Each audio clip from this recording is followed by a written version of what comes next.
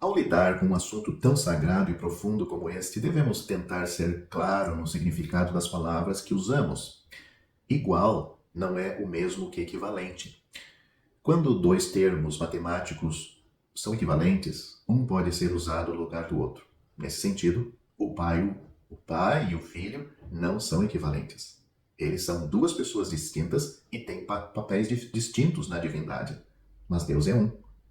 E há um só Deus, como nós temos muito claro nas Escrituras, Deuteronômio, capítulo 4, versículo 35 e capítulo 6, versículo 4. O Pai e o Filho e o Espírito Santo são iguais em substância e em todos os atributos. A Bíblia diz que o Filho é a expressão exata da pessoa de Deus, significando que ele responde exatamente à substância de Deus. Tudo o que Deus é, ele é. Leia Hebreus capítulo 1, versículo 3. Que o Pai e o Filho são duas pessoas distintas é bastante evidente em muitas escrituras, inclusive isso é testificado na unção do Filho e na sua transfiguração. Quando nós lemos Mateus capítulo 3, versículo 16, capítulo 17, versículo 5, isto está muito claro.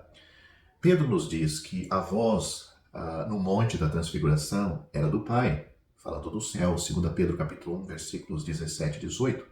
A voz do Pai veio do céu e o Filho, encarnado, estava na terra, enquanto o Espírito Santo desceu do céu à terra quando foi para ungí-lo.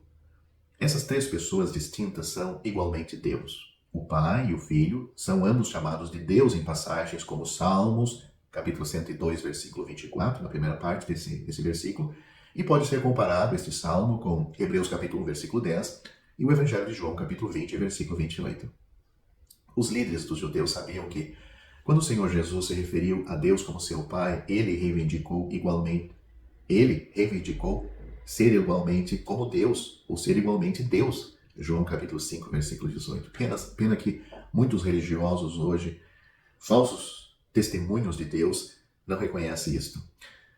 Aqueles homens incrédulos nem sempre tiveram sua teologia correta, então podemos aceitar sua declaração somente se ela concorda com a de Deus.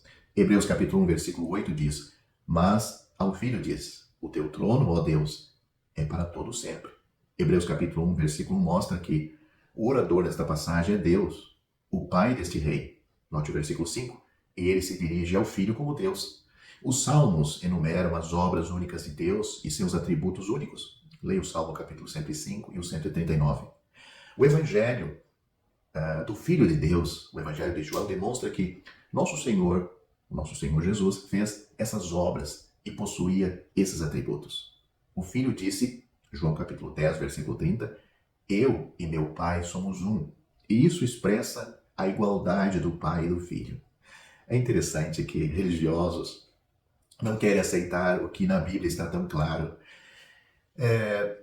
Começam primeiro, claro, eles têm que ter um argumento que coloque em dúvida aquilo que a gente já tem em nossas mãos, que é a Bíblia Sagrada. Primeiro eles dizem que a nossa Bíblia veio do catolicismo.